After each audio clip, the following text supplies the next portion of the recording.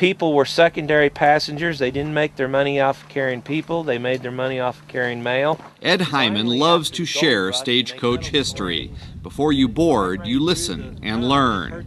He loves everything about the Stagecoach, tracing that affection back to a trip his dad took him on as a 6-year-old to see the Fireman's Rodeo in St. Louis. And I can remember the Stagecoach coming in there loaded with kids shooting guns and going around the arena. Thought that must be the funnest thing there is to do. Now, some 4 decades later, that Stagecoach fascination has come full circle. He and his wife Martha own a brand new replica of a Concorde stage and sell an authentic experience to those who would rather live history than just read about it.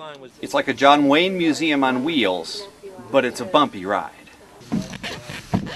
This stage, in theory and in another era, seats 12. Come on, Cherokee, up, clean them out.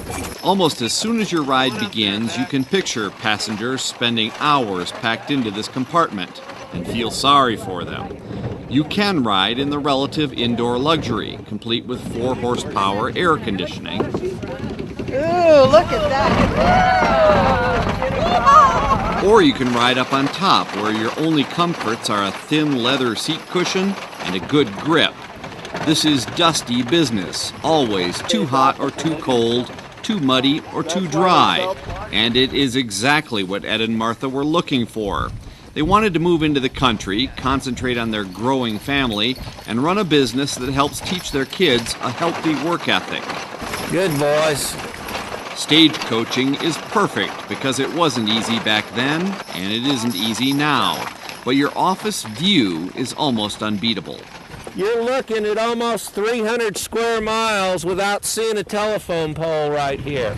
The Lincoln Overland Stage offers a long ride that takes about an hour and a half to cover almost 6 miles, and a short ride that takes a mere 40 minutes. Either way, the passengers quite literally get a feel for the commuting life of the 19th century. It's kind of bumpy. And I wouldn't like to really ride like 15 hours on it, or even 6 hours. I think your back gets out of whack. The Lincoln Overland Stage is one of at most a handful of such authentic operations in the country. Ed says he knows from daily comments that his passengers appreciate the unpadded, unpampered approach. Common reaction is that this is a blast to them. And it was just the highlight of their vacation. He says they can brush off the trail dust, straighten their hairdos, and reset their watches to the 21st century as they drive away in their modern vehicles.